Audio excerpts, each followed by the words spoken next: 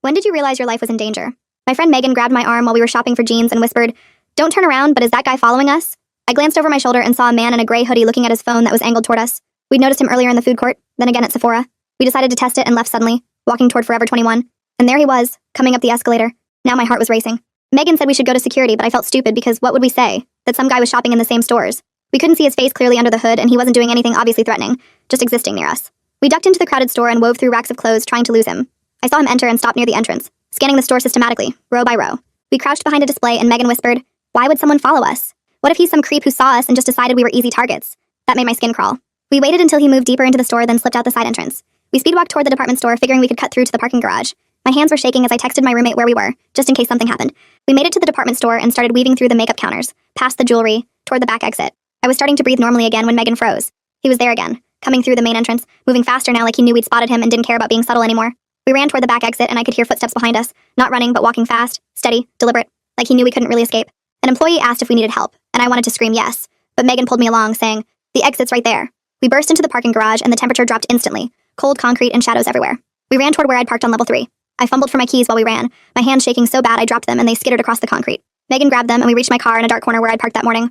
She clicked the unlock button but nothing happened. She tried again, pressing it desperately, but still nothing. The battery in the key fob must have died.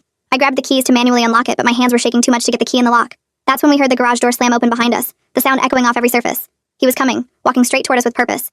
I finally got the key in, but it wouldn't turn, like the lock was jammed or frozen from sitting all day. Megan was pulling on the door handle, frantically saying, "Come on, come on, come on!" He was getting closer, steady footsteps echoing off concrete, and now he was speeding up, almost jogging. I was fighting with the key, trying to force it, and it finally turned, but the door wouldn't open. Something was wrong with it, stuck or broken. He was 20 feet away now, and I saw him reach into his jacket pocket, pulling something out that glinted.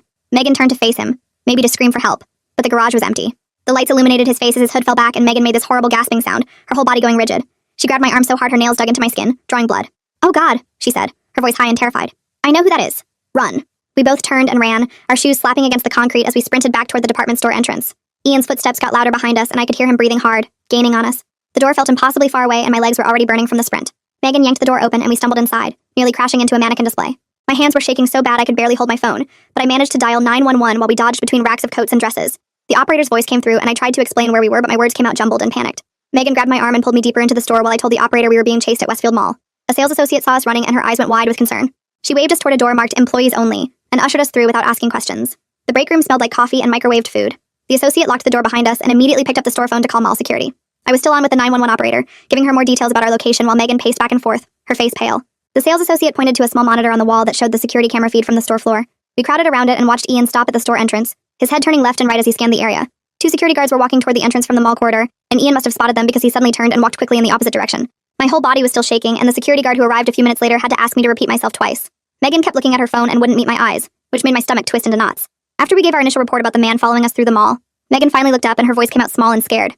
She told the guard she knew him, that his name was Ian, and they'd talked on Instagram months ago. She said they met once for coffee, but she blocked him when he got too intense, sending her dozens of messages every day. My fear mixed with anger that she hadn't told me when she first recognized him in the parking garage. The security guard suggested we check our bags and phones for any tracking devices since Ian seemed to know exactly where we were. We dumped everything from our purses onto the break room table, lipstick and gum and receipts scattering everywhere. Megan found it first, tucked into the side pocket of my tote bag where I never look. It was a small white disc, about the size of a quarter and definitely not mine. The security guard used a tissue to pick it up and put it in a plastic bag while calling the real police on his radio.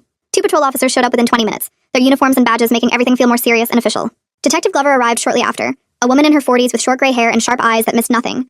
She was thorough and professional, asking us to write down everything we remembered while it was still fresh.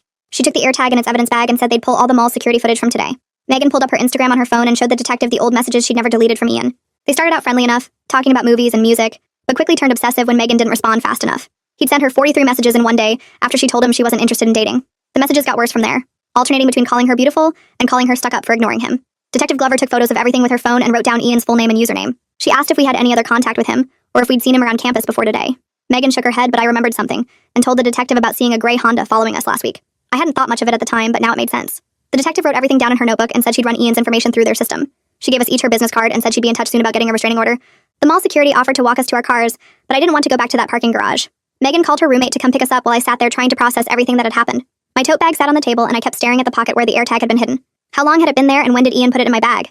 The thought of him being close enough to slip it in without me noticing made me feel sick. Detective Glover said she'd have officers check the parking garage and see if my car was tampered with. She also suggested we stay somewhere else tonight, just to be safe until they could locate Ian and bring him in for questioning. Megan's roommate texted that she was outside, and the security guard walked us to the mall entrance. Every person in a hoodie made my heart race, and I kept looking over my shoulder even though I knew Ian was probably long gone. We got in the car, and Megan finally started crying, apologizing over and over for not telling me about Ian sooner. The detective told us to wait while officers checked the parking garage, and around 8 p.m. 2 patrol cars pulled up to escort us to our vehicles. My hands were still shaking when I got behind the wheel and turned the key, but the engine started right up on the first try. The car that wouldn't unlock an hour ago now worked perfectly fine, which made me wonder if Ian had done something to it, or if panic just made everything worse. Megan followed me in her car with a police cruiser behind each of us all the way to my apartment complex. Back at my place, my roommate Dwayne was waiting with his laptop already open and started helping us set up location sharing on our phones. He made us download 3 different safety apps and showed us how to send emergency alerts with just 2 taps. We spent an hour going over escape routes from campus buildings and agreeing to text each other our locations every few hours. Dwayne said we needed to vary our routines, take different paths to class, and never go anywhere alone for at least the next few weeks. That night, I checked the deadbolt 6 times before getting into bed and jumped at every sound from the hallway. The neighbor's TV through the wall made me sit up in panic, and I kept getting up to peek through the blinds at the parking lot. Around 3 a.m., a car door slammed, and I pressed my face against the window, scanning every shadow until my eyes burned. I maybe got 2 hours of broken sleep before my phone buzzed with Instagram notifications. 3 friend requests from accounts with no profile pictures and generic usernames like user847263 and John_Smith9274. The messages were short but made my skin crawl. One said just wanted to talk, another said you didn't have to run, and the third said this is all a misunderstanding. I took screenshots of everything before blocking the accounts and immediately forwarded them to Detective Glover's email. She responded within 10 minutes even though it was barely 7 a.m., saying this helped establish a pattern of harassment and to keep documenting everything. Megan came over for lunch and we walked to our afternoon sociology class together, both of us checking over our shoulders every few steps. After class, we headed back to my apartment, and when we turned the corner to my hallway, Megan grabbed my arm. Our apartment door was open about 3 inches even though we both remembered double-checking the lock before we left. We backed away immediately, and I called 911 from the stairwell while Megan watched the door. 2 officers arrived in under 5 minutes and told us to wait in the lobby while they cleared the apartment. They went through every room, checked closets and underbeds, even looked behind the shower curtain. Nothing was missing or obviously disturbed, but knowing Ian might have been in our space, touching our things, maybe going through our drawers made me want to throw up. The officers dusted the doorknob and frame for fingerprints while suggesting we call a locksmith immediately to change all the locks. One officer said the lock showed signs of tampering, tiny scratches around the keyhole that weren't there this morning. My shift at the campus bookstore started in an hour, but my hands wouldn't stop shaking and I couldn't imagine dealing with customers. I called my manager Milana and told her what happened, my voice cracking when I explained about the break-in. She was understanding and said to take the night off, but warned that if this kept affecting my attendance, I'd need to get official documentation from the police. The locksmith arrived and changed our locks while Megan and I sat on the couch, both of us too wired to eat the Chinese takeout Dwayne brought home. Detective Glover called around 9 p.m. with an update that actually made me feel better for the first time all day. The mall security footage clearly showed Ian following us from the store to the store for over an hour, entering each shop right after us and watching us from across the food court. She said this was exactly the evidence they needed to move forward with criminal stalking charges. Megan sat down with her laptop and started typing out everything she remembered about Ian for the detective. She gave his last name, the coffee shop where they met 6 months ago, and even remembered where he said he worked part-time at an electronics store downtown. The detective ran his information through their system while we were still on the phone and confirmed his identity matched the person in the security footage. He had no prior criminal record, but the detective said that didn't mean he wasn't dangerous, just that he hadn't been caught before. Detective Glover called me the next morning to say she'd tried reaching Ian at his workplace, but he wouldn't come to the phone. Instead, he sent an email through his manager claiming this was all a big misunderstanding and he was just shopping at the mall like anyone else. The email went on to say Megan was making things up because she was embarrassed about how she'd led him on months ago, and now wanted to pretend she never knew him. Reading his words made my hands shake with anger, but Detective Glover said this was actually good for us because it showed he was aware of what he'd done and was trying to cover his tracks. She brought over a stack of paperwork for a temporary restraining order, and we sat at my kitchen table going through each page while Megan pulled up all the Instagram messages on her laptop. The forms wanted exact dates and times for everything, specific locations where we'd seen him, detailed descriptions of his behavior, and we had to list every piece of evidence we had. Megan and I spent the whole afternoon organizing everything into a timeline on poster board, printing screenshots, making copies of the police reports, and double-checking every detail matched. My eyes burned from staring at dates, and my hand cramped from writing, but seeing it all laid out like that made me realize how much evidence we actually had. The next day, we went to a campus safety workshop that the victim services coordinator had recommended. They taught us how to scan a room when we enter, identify exits, trust our gut feelings, and some basic moves to break free if someone grabs us. The instructor showed us how to use our keys as a weapon between our fingers, and how to throw our weight backward if grabbed from behind. Practicing the moves with Megan made me feel stronger, even though my muscles were sore afterward. 3 days passed without any Ian sightings, and I was starting to relax a little when my neighbor from 2 doors down texted me a video. Ian was standing across the street from our building, just watching our windows from behind a parked car. The neighbor had already called the police, who showed up within 10 minutes and officially warned Ian to stay away from the property. Dwayne sat us down that night with a list of new apartment rules he'd written out on his laptop. No guests without telling everyone first. Keep all the blinds closed all the time. Text the group chat when we leave and when we get back. Never prop the door open even for a second. Megan rolled her eyes at some of them, but we both knew these rules could keep us safe. The new routine felt weird at first, but after a few days it became automatic to check in and keep the blinds down. That weekend, Megan finally told me the whole story about Ian while we were doing laundry in the basement. They'd actually met at her friend Rachel's birthday party where Megan was just being polite when he cornered her by the drinks table. He took her basic friendliness as flirting, and when she turned down his invitation for coffee the next day, he told everyone at the party she was a tease who led guys on for attention. She said his whole friend group turned against her and she had to stop going to Rachel's parties because of the rumors he spread. Detective Glover called Monday morning with new information that made my stomach drop. Ian worked part-time as a rideshare driver, and when they pulled his location data with a warrant, it showed he'd been accepting rides near our campus almost every day for the past month. The pattern was too regular to be random, always circling the same blocks where we had classes, always during the times we'd be walking around. She said this proved he'd been planning this for weeks and studying our schedules. Tuesday morning, I went out to my car to drive to work and found a small wrapped box tucked under my windshield wiper. My whole body went cold, and I backed away without touching it, calling the police from the parking lot while staring at the box like it might explode. The officers who came bagged it as evidence and took it to the station where they found partial fingerprints on the wrapping paper that matched work gloves from the electronics store where Ian worked. Inside was just a cheap necklace from a mall jewelry store, but knowing he'd been that close to my car, maybe watching me sleep from the parking lot, made me want to throw up. That night, Megan and I had our first real fight since this whole thing started.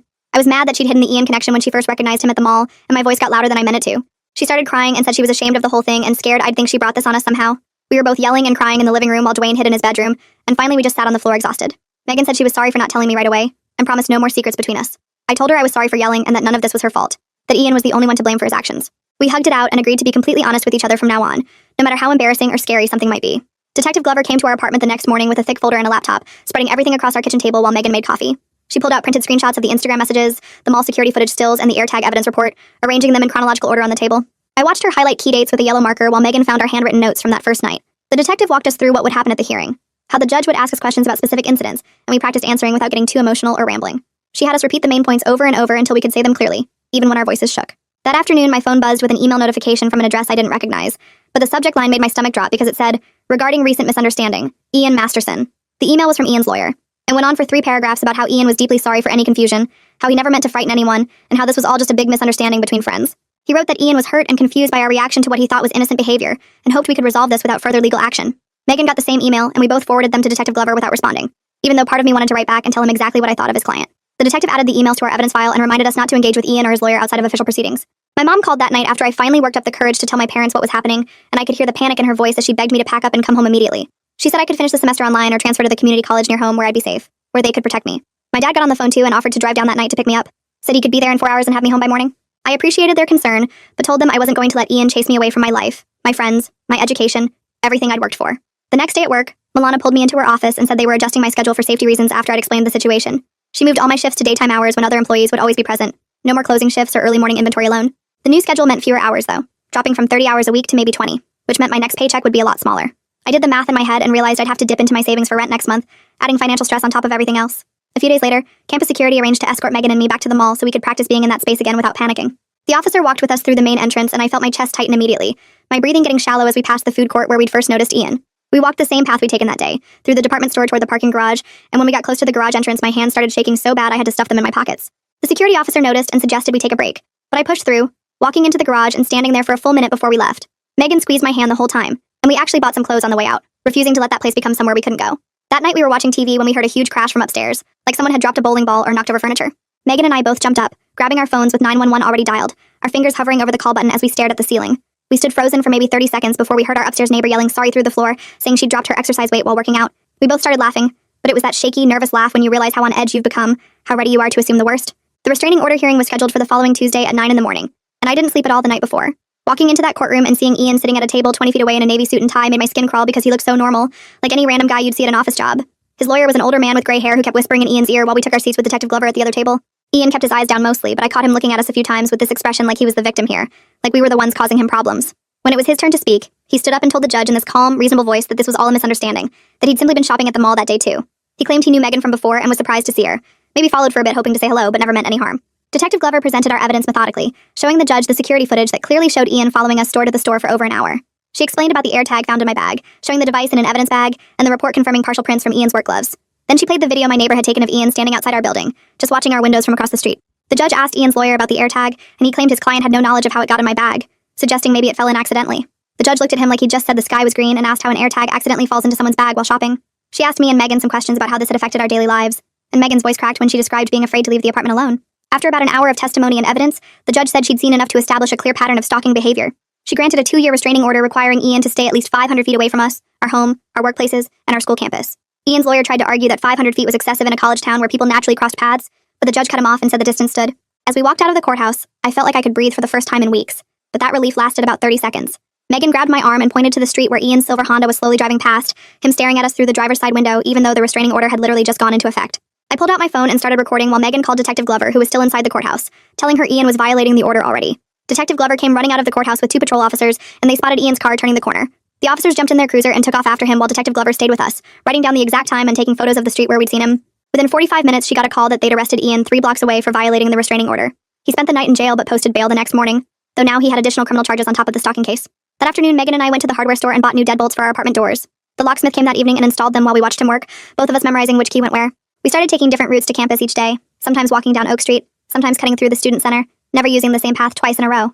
Megan set up a group text with 3 of our closest friends where we'd check in every few hours with our location. Each small change made us feel a tiny bit safer, like we were taking back some control. Detective Glover called us in for a meeting 2 days later at the police station. She explained that Ian's arraignment was scheduled for 3 weeks out, and we'd need to write victim impact statements before then. She handed us pamphlets for victim services that offered free counseling and support groups for people dealing with stalkers. The criminal case would take months to work through the system, but she promised to keep us updated at every step. About a week later, Megan suggested we go back to the mall during the day without any escort. My stomach twisted at the idea, but I knew we couldn't avoid that place forever. We drove there on a Saturday afternoon when it was crowded with families and teenagers. Walking through the main entrance made my hands sweat, and I kept looking over my shoulder every few seconds. We made it to the food court and sat down for 10 minutes practicing the breathing exercises the victim services counselor had taught us.